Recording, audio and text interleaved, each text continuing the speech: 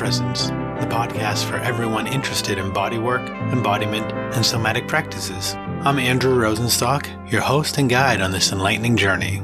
With my expertise as a somatic movement therapist, yoga therapist, and certified rolfer, I'll merge clinical insight with real-world experience to enrich our discussions with our guests. Through engaging and informative talks, this podcast delves into mind-body paradigms, offering insights and strategies to empower personal growth. Your support is vital for our grassroots and lo-fi production.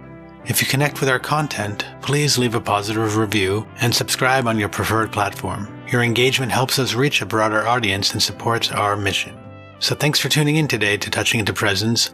Fasten your seatbelt as we embark on a journey to explore the transformative power of contemplative and somatic practices together. Today's conversation is with Serge Prengel.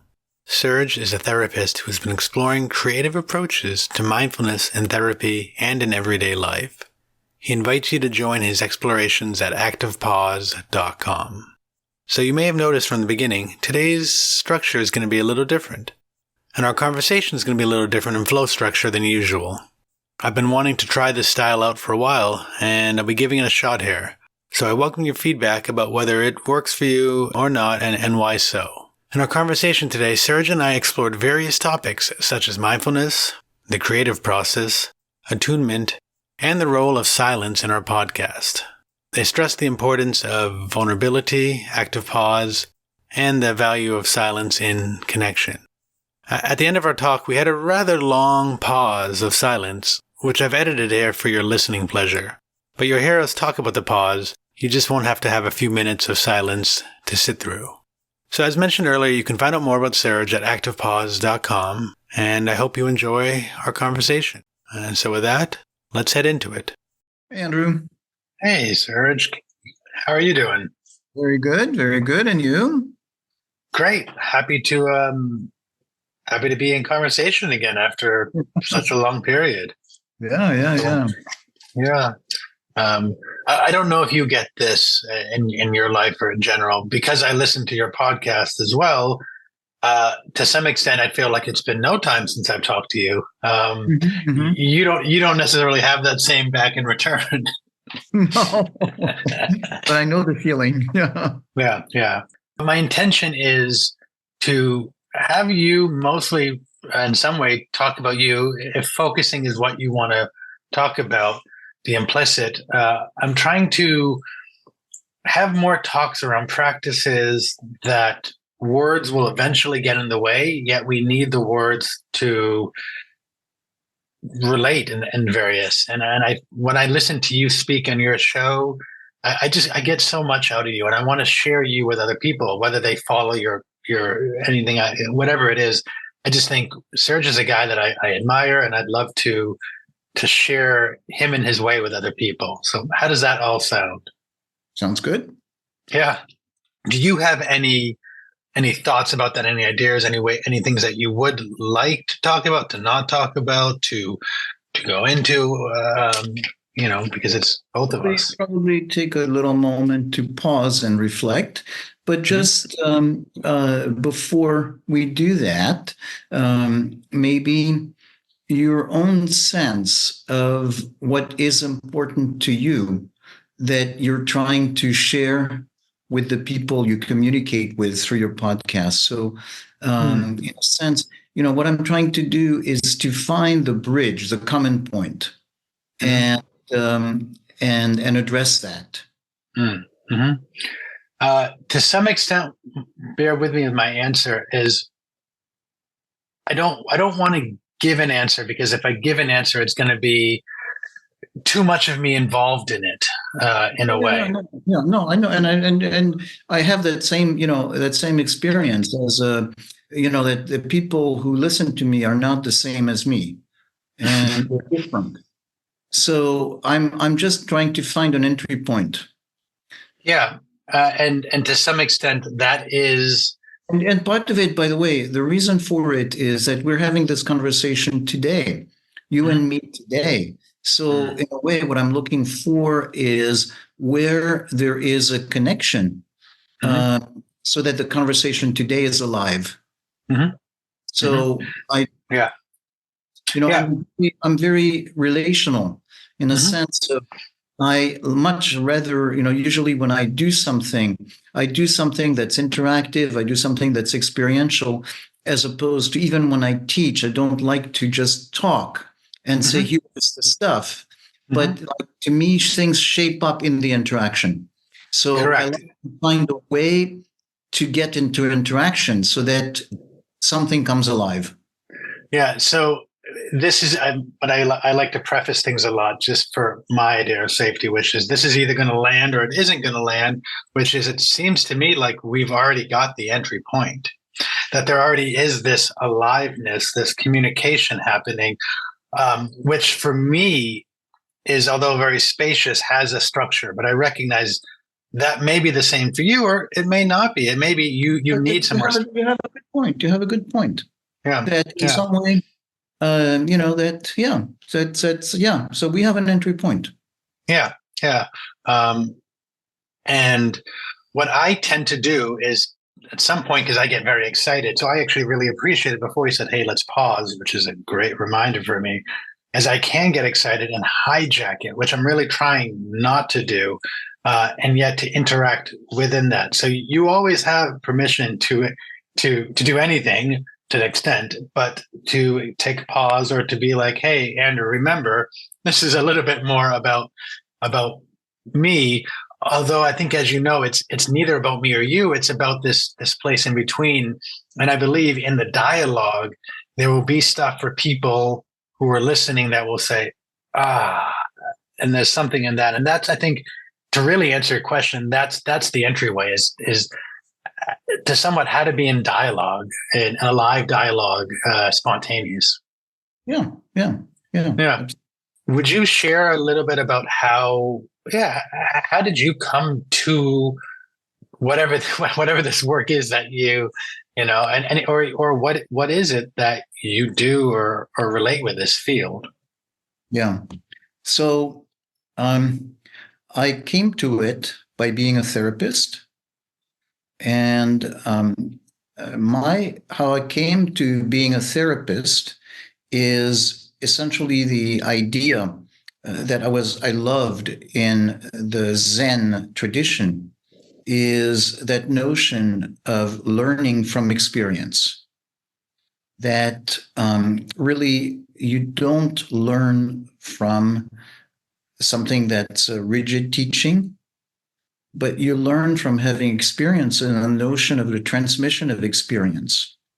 So there's something very profound that something happens and it's too much for you to handle, but not so much that it destroys you, like an overwhelming trauma, and something that in a way stops you in your tracks and has you re-examine what you're doing.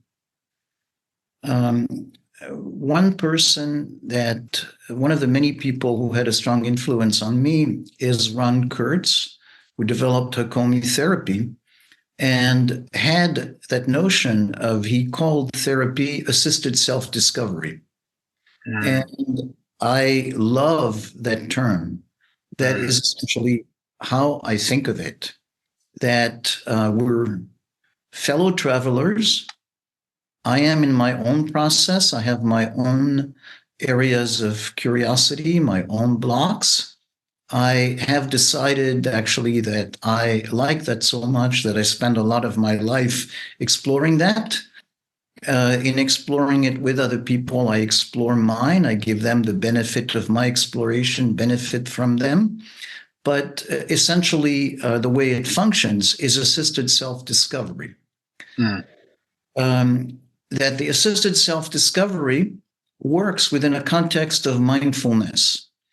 And mindfulness is not something that's esoteric, that is, I used to believe in my early 20s that the idea of, say doing Zen was to have enlightenment, satori, something that brings you to a special place, gives you a direct, an understanding of the world that is so beyond what is apparent to other people. And actually, as a result, I never did meditate. I just thought, oh, the goal of it is so lofty that it's to be admired, but not to be realized in this lifetime. Uh, and so the concept of mindfulness coming down to earth is really about something that, my definition of mindfulness these days is creative engagement with life. So it is something that is not about separation from life, but actually the engagement itself, moment by moment. And so the big influence for it is how it dovetails with polyvagal theory. And the way another way I describe my work or my interest is polyvagal informed mindfulness. So, which is to me another way of saying creative engagement with life. So I'm very interested in that mixture of things that have to do with how we change what is a problem, how we change not just as a one-person psychology thing, this is like me alone, but in a way that everything happens in engagement, in interaction. And so how do we bring a quality of being present and conscious in our engagement in such a way that it allows us to change and change in connection. Yeah. So these are the things that I'm interested in. I'm interested in meditation in the sense that it's part of that continuum of things. So generally, that's why the general handle, I like to call this whole thing active pause, that essentially it takes pausing before you can, legitimately separate from the mindless flow, create a disruption that allows you to reorient. And so that's where the active comes. And so whether it is something that happens in meditation, whether it's something that happens in focusing, in therapy, that's the commonality to all these things. Yeah.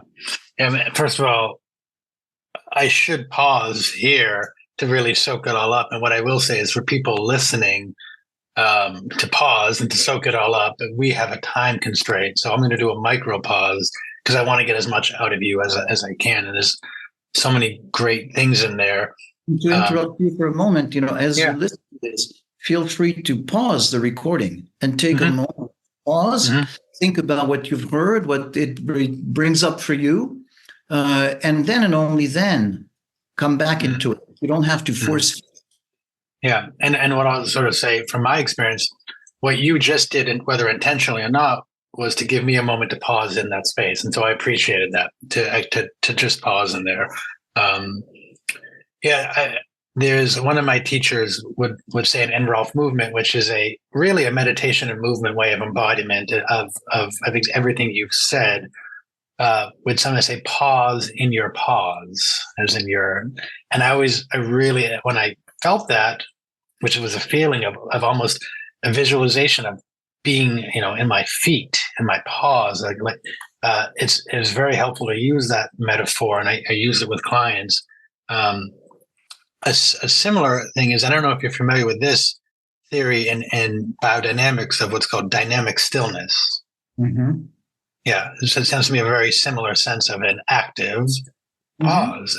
It's lovely. The image that I have for it is balancing on a high wire. That balance is not being in immobilization, but there's that constant movement, ever so slightly, one direction and the other. So the balancing is in constant movement.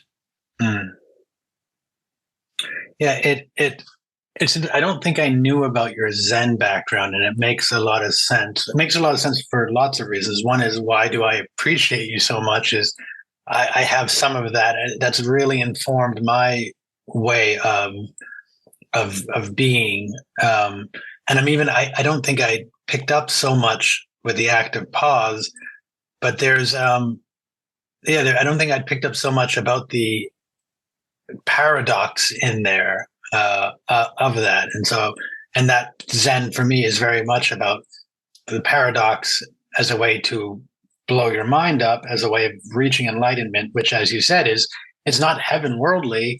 It's right here, right now, all the time. Yeah, and so that's interesting to put that together in ways. And as you said, the meditation in particular, this I find, as you know, we live in a bit of a mindfulness right now, right? And meditation is taught in all these ways that I would say you and I would say, well, is that it could be meditation, but is it?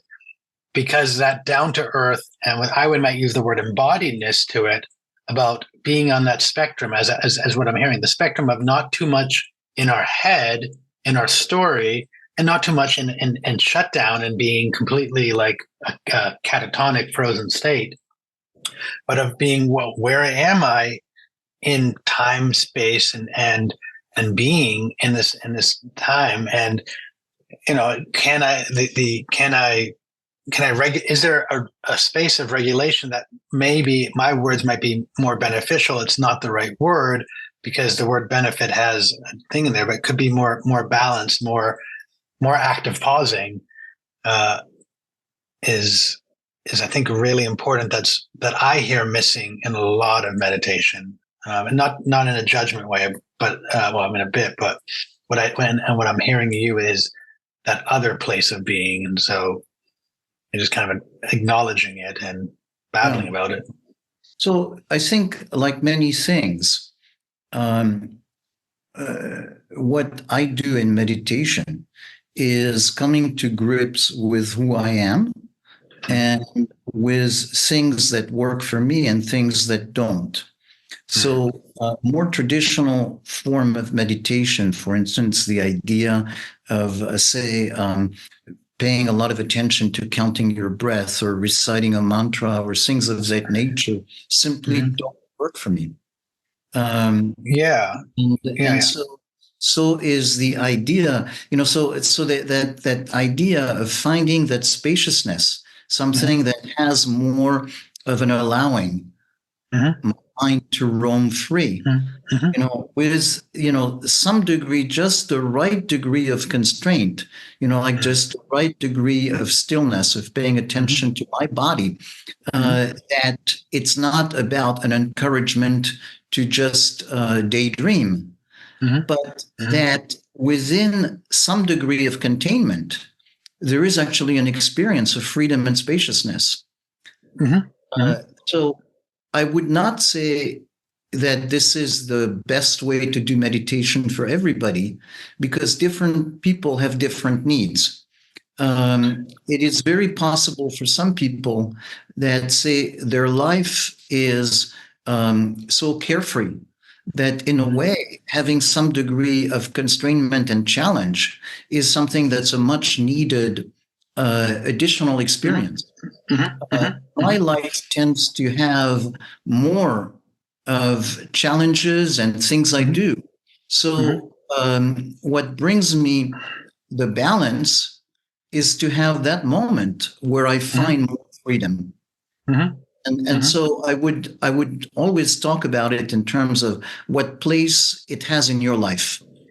Yeah, I agree. I'm going to put a possible caveat into that, and you can say what you think, which is I agree with that what you're saying is not the best practice for everyone at this time.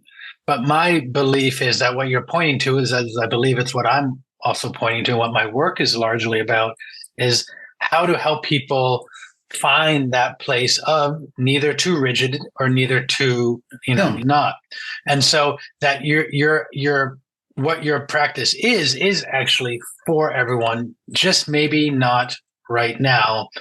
Just like meditation wasn't for you when you were doing Zen, because whatever reason it was at that time, it wasn't. Because the definition of it required me to be in a place where I was efforting and forcing myself, and the goal was something that felt unattainable. So all kinds of reasons. Yeah. And And so, yeah, go on. go Sorry. ahead.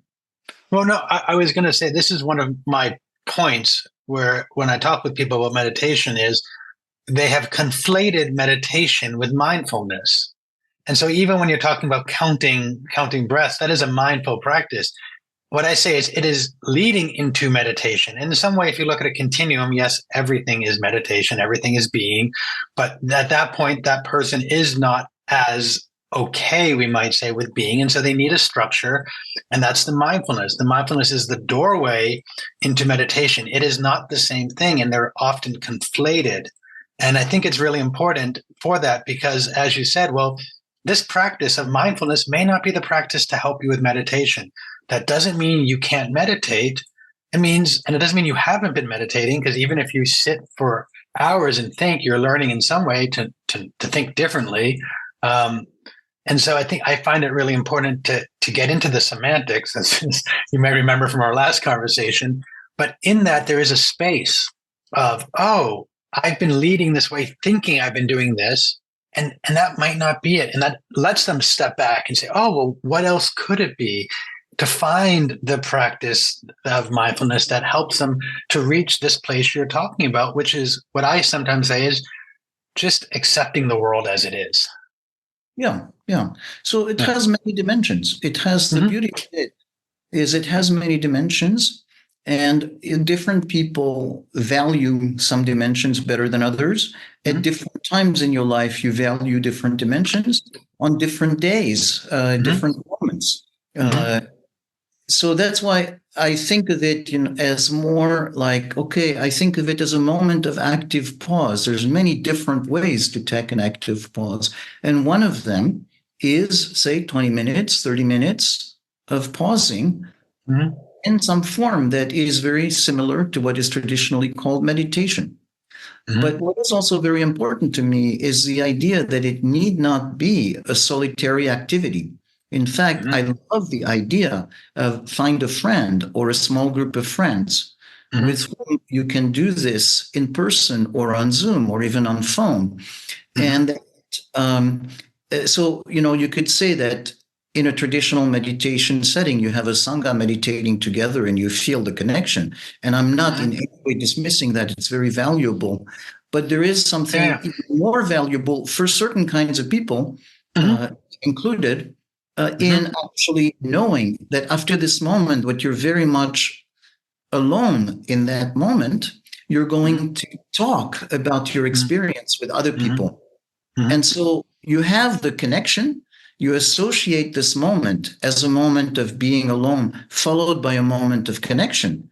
But when you're alone, you're also not alone, because you remember that you are actually going to exchange, share about your experience with other people. So it's as if other people are with you when you're alone.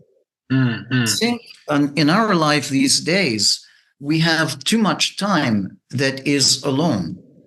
So even as an introvert, there is too much aloneness in the sense of, like it's not the question of, say, being introverted does not mean not wanting at all, not tolerating the presence of other people, but being able to find the presence of other people in a way that is safe, in a way that is caring, in a way that's comforting, at doses that are manageable. And in everyday life, we either have presence that's invasive or we don't have connection. And so the idea of combining meditation with connection is a very, very powerful thing. Again, it may not be for everybody. I'm not trying to say that, but I think it is certainly something that more people should try to see whether it actually helps them. Yeah. And I'm gonna bridge this in a way, because I was gonna ask you about something, but I'm gonna talk about myself in a way, but to bring it to you. So bear with me with that, which is what you've just said is what I believe you and I are doing, though in different ways with our clients, which is being in a meditative type state with them, allowing them to be as they are, somewhat prior to any judgment of just sort of being with them. And this, and that's where the one part of me says, well, again, when you say it might not be for everyone, and maybe this is the youthful ignorance or whatever, that you can say, oh, you young Padawan, that's all right. But of saying, no, it is for everyone. It's just learning how to meet them. So I've had 4 clients today who I had to meet entirely different, but I'm meeting them always in this active pause and letting them have the space to do. And I mean, the way you said about the assisted self-discovery, well, the more that the assistant can be in a very neutral, regulated state, a very embodied, meditative state, the more the client's nervous system can be met. And so that anybody can, but it might have to be, and people, it's a not a video, it's an audio, so they won't see this, but it might be like, hey, Serge, I need to be this close to you today. Or it might be like, hey, Serge, you need this much space over here, but I'm going to meet you as you can be met. Well, no, so I'm with you there, that in practice, certainly the idea is to meet people where they are. And essentially, that's a whole notion of attunement, so that I have my energy, I'm in touch with my energy, I sense your energy, I'm not confusing both. I'm trying to find a place where the two energies can meet, the distance which is comfortable for both people. And so this as a general framework for connection, be it therapeutic or not, is a great framework that I think is pretty general. So I agree that it's kind of a meta protocol. But also in practice, sometimes for some people, there's an easier entry point. Oh, 100%. Yeah. For some people, for instance, it might feel nice to feel more directed. To go into some place that says, here's, do this, do that. And there's something reassuring for them at that moment. And so in theory, you or I could adjust the protocol in such a way as to find that. But no, I mean, I had a client who I had to lose because what I perceived of her nervous system. She had a lot of trauma, self-admitted, but there was such a tax to her nervous system, and she only wanted physical, and I couldn't do it because my body rejected it because I knew it would do more damage. It didn't hurt, and so I did my best to meet her, and I also had to know, not that the protocol, whatever that, the meta protocol couldn't work, but it wasn't the time, the place, and the person for that. I would argue that actually the meta protocol worked in the sense that it told you this is not a good fit at that moment. For me, it worked. But probably for her as well, because even though it might have been nice for her that you adapt to her right then, given how difficult it was, it made sense to not pursue and force feed it. So I think I like the idea that part of attunement is the possibility of finding that there is no attunement possible at this moment. Yeah, it's hard on my ego for sure. Yeah. But I'm curious. I'm gonna take a micro pause here, which I might edit out for listeners' sake, because what you may be noticing, what I'm noticing is this excites me, so it activates me, and it's great. And yet, if I get too activated, where am I? And I lost some of the ground. So I'll take a moment to just kind of come back down. So I can be more present with you and more of an active pause. We have an hour. We don't need to take an hour. In some way, I want to maximize your time because I think you have so much wisdom for myself and for others. And another part is saying, has this already been enough? And I don't. I'm going with the idea that we're proceeding with the idea that what we've said so far has been enough. And so at this moment, there is no need to add more. Mm-hmm. It's possible that more can be added. Mm-hmm. But for this moment, we're just Mm-hmm. staying with here. Mm-hmm. Okay. And trying to connect with what we've said Mm-hmm. that feels right. Mm-hmm. And maybe allowing for something to emerge to say, of what was said, what is it that feels most important? How can we restate it in a simple form? It's just a way of emphasizing it. Mm-hmm. Mm-hmm. Well, for me at this point, I am still in such a digestion phase that I don't have that answer. That I'm still, yeah. Hold it. So I am still in a digestion phase that I still don't have that answer. Mm-hmm. And so at this moment, you have the mindful awareness of where you are. Mm-hmm. Okay. Mm-hmm. Which is, I am in a digestion phase, which means I've absorbed a lot Mm-hmm. and I have not chewed on it enough or let it digest in my stomach enough for it to be fully incorporated. I know it's there, Mm-hmm. but I don't fully own it. Okay. Yeah, I'm owning it, but I need time. Yeah, it's going to take Yeah. time. It's going to Yeah. take time. And so now is that stage of it's there Mm-hmm. and it's not fully processed. Mm-hmm. Okay? And so how does it feel with that sense of it's there and it's not fully processed? And Yeah. To me, it is a bit of the meta statement of, well, what else could be said? And to some extent, unintentionally, that is it about giving myself the ability to take an active pause. mm-hmm. Yeah. And there is, I would believe you and I have a slight different understanding of relation with feelings. So for me, the feeling I would say is there's a warmth in the belly.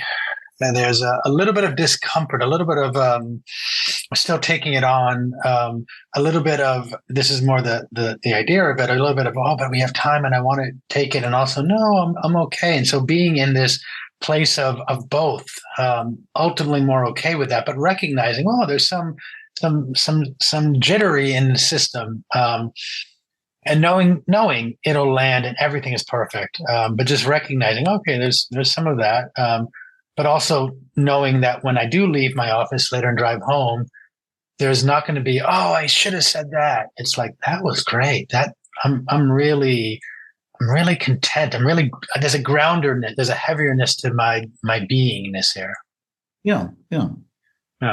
So I want to maybe take what you're saying as an invitation for both of us to share the emotional and physical state we're in, so that we're shifting from ideas to actually being in that sensing mode. And I'm going to repeat, summarize what I heard you say, that what you're sensing about yourself is that sense of being excited and at the same time not fully connected to what you have, and a sense of some pressure to do more, make more, productive, be more clear, be more something. I'm not as fully sure. I get why you would say that. I'm not as fully sure on that, but another thing has come up which I'd like to share, which is the it'll sound conceptual, but it's I'm seen here, because these things we're talking about, while normal, I think for us, are slightly different than a lot, and so I have conversations and it misunderstood, and yet here I'm being understood, and so there is a vulnerability that is both previous, but also there's an emotion underneath it. There's a joy. There's almost a tear coming out of my eyes, because it's like, oh yes, and to some extent, this to me is what the basis of my work with my clients is And so to get it back, which is very hard, um, much of the time for me in this is like, oh wow, this is great, Yeah. Yeah. So what you're noticing is I said something and it was not quite where you were at, but Mm-hmm. it allows you to state more Mm-hmm. clearly Mm-hmm. where you're Yeah. at, which Yeah. Yeah. is feeling moved, Mm-hmm. about feeling understood, Mm-hmm. and how important it is to you and how rare. Mm-hmm. Yeah. And to share with you what's happening is when you say that, I feel moved because it is something of great value to me. And so is the vulnerability of sharing about being moved, about needing something, about being understood. So I'm experiencing a sense of being moved, being connected, and at the same time, a sense of it's like time is slowing down. Um, Mm-hmm. like more space, time slowing down. It's like it's coming to a place of um, um, more spaciousness. I'm not sure how else to say it. Can I give you a word that we use in some potency? Yeah, yeah, potency. Yeah. Yeah. Potency. Yeah, Yeah. Mm. yeah. It has, but not just. I mean, the word potency might imply, more concentrated, Mm. and and Yeah, I didn't so mean it that way. yeah, but Yeah. something about um, like there's more density. Mm-hmm. There's Mm-hmm. more, it's like um, so So it's space. It's space. The reason I put the potency is that space is great, but space doesn't always have a weight to it. right. And so it was giving that spacious, but there's also, like you said, it is a more palpable spaciousness. Yes, yes, yes. Right. Right. So when you say palpable, what comes to mind for me is the hand movement of shaping clay. Mm. So that sense of palpable, there's both, that sense of calm, of Mm. creativity, of making something happen, of being connected and creating. Mm. Mm. Yeah, I'm noticing in me the want to share more because that's a part of where I am in my stage, and also and not with judgment. I'm noticing again. Let's take a pause, or let me take a pause. Um, and also there's a part is like wanting to go more, but also knowing that the rope will always unravel more, and so when is it from maybe a place of lack of I need more, and when is it of saying, okay, well, we've gotten a lot already. Could this be enough? Because there will always be more, and acceptance that, well, there may be more, and this is a great place, you know. So yeah, I mean, I think it is enough and it's not enough. Yes. Uh, you know, Mm-hmm. and for one thing, it's like the process will only end when you're dead, and Yes. then your body will be decomposing. Yes. So, Yes. Yes. so in that sense, it's not an end, you Mm-hmm. know, but is about Mm-hmm. just shifting what gives satisfaction instead of what gives satisfaction is a given result, is finding satisfaction in the process. Oh And yeah. to me, when we were talking about the quality of the space and the tactile quality of it, that's where I find that sense of satisfaction, as I can almost touch the process. So Mm-hmm. it's not it's not an abstraction. Mm-hmm. Mm-hmm. Mm-hmm. So there Totally. is a satisfaction in being in the process, Mm-hmm. and so in that moment, we are in a form of active pause. That's that sense of time is slower, and And there is this, this shaping Mm-hmm. that feels physical. My arms, as I'm talking, my arms are moving. So that's really that sense of my whole body, my mind feel engaged. Mm. That process of pausing, but the pausing that it's an unfolding. It's not like you pause a video, Mm-hmm. Mm-hmm. you know. Mm-hmm. And so that Yeah. moment is Yeah. very satisfying in and of itself. The sharing it, it's Mm-hmm. not a moment, that sense of the sharing it. There is a companionship in this moment Mm-hmm. that is Mm-hmm. part of the whole process. It's very Mm-hmm. different. Mm-hmm. Yeah. There's a part that of me that wants to go into the arm movement into a place of sort of embodied exploration to share with you, but I'm going to leave that. I'm going to leave that for now, maybe for another time, because I believe there's a component that you may know about bodies and space and how we orient to them on these very subconscious levels. I'm sure you know that generally threatened goes in and safety has out, but there's more to it underneath it that is a lot of what my work is about that I wasn't fully seeing within that. But again, I want to, it's a conversation that can go, as you said, it's a conversation that can go on forever. And there's a part of me wanting to share to say, oh, I've gotten so much. I also want to give back to this great person. And again, time and place. And is it asked for? So just taking a moment there, staying there for a moment. Hmm. And there's a lot. So it feels like a moment that's a bit of a bottleneck because there's a lot that wants to come out. Hmm. Okay. And so just experiencing it as a bottleneck, Hmm. allowing it to stay inside and see if just a little bit Yeah. can come out. Yeah, I mean, the bottleneck, the imagery is so beautiful for me to feel that, and I love metaphors. So feel that bottle and it just, I just love it. And to notice, oh, like not in a judgmental way. Oh, Andrew, you did it again. Oh, look at you, and just, oh, that's so great. Oh, you made a little boo boo. Oh, that's all right. This is all of it. This is part of the It's human experience. This is like the yeah, reach yeah, human experience. That's like the bottleneck. yeah. That's Right? great. Yeah, it's thank you.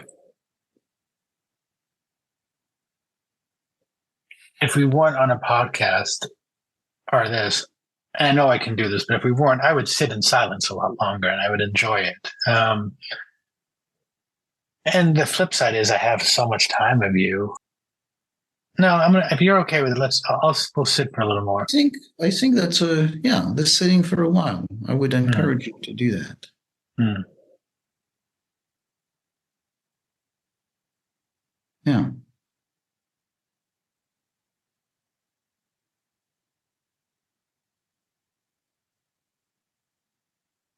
Hmm. That is a nice breath. Yeah. Hmm.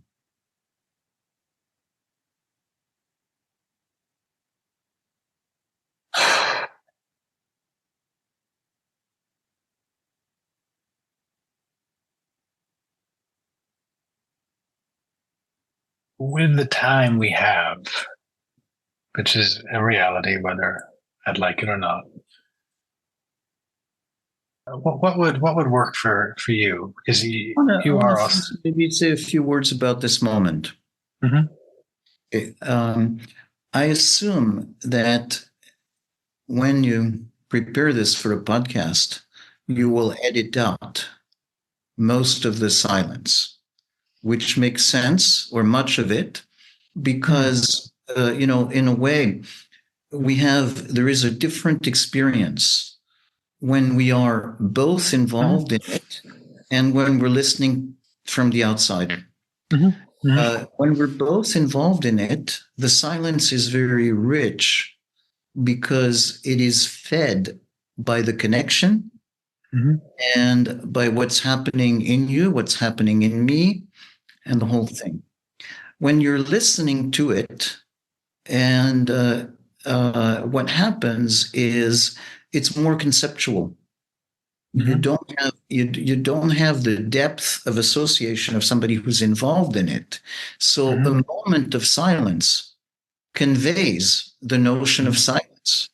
Mm-hmm. And all the amount of time that we stayed silent together would be like being repetitive, saying the same time and again, and kind of boring. And it makes sense because it's a different experience. The Mm-hmm. experience of listening from the outside versus inside. Mm-hmm. So, Uh, but I, I'm gonna interject, which I hear you. I I'm not sure yet, and I edit myself, so I go through because there's a part of me that also says, well, I agree with what you're saying. There is a part of my intention with these is to give people pointers, information, things that I've learned or felt or heard from other people, and to share their views. And there's a part of me that says, well, that ability to sit in silence, the ability to hear silence, may be a pointer or an allowance to someone that they weren't even aware of.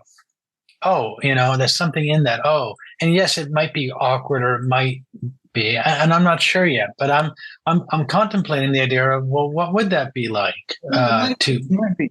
But I want to just share from my personal experience. Yeah, right. Um, when I feel connected, I can stay in silence for a very long time and it doesn't feel heavy. Mm-hmm. But if I Mm-hmm. was an audience to something Mm-hmm. like this, Mm-hmm. I might feel that in a way I'm not, it's like the two people who are talking are not paying attention to my needs. Mm-hmm. So Mm. anyway, I don't want to Yeah, belabor the point because yeah, yeah, yeah. my main point is that actually what it is about is that this moment of silence has a value Mm-hmm. for you and me in this process. In that it allows for the digestion and for the going inside that wouldn't happen if everything was boom, boom, boom, using every, Mm-hmm. Mm-hmm. So Mm-hmm. even if the moment is edited out and just a little bit is there, simply making the point to people Mm-hmm. that this moment of silence Mm-hmm. is not dead time, but it's actually a lot of the richness is in it, Mm-hmm. even though, it may not be accessible to Mm-hmm. people who are not inside our minds. Mm-hmm. I think if I end up editing it out, I will have a thing in the preface saying that's letting them. I want to let them know that silence is okay. Yeah. And so putting a note that the silences were shortened for your listening pleasure. Um, just be, because I'm bringing back to. I had a therapist who did similar stuff, and we would sit in silence. But I had a client who came in and was purposely, I think it was one of the first times, so they were being quiet, and they said, "Oh, I'm just trying to be weird."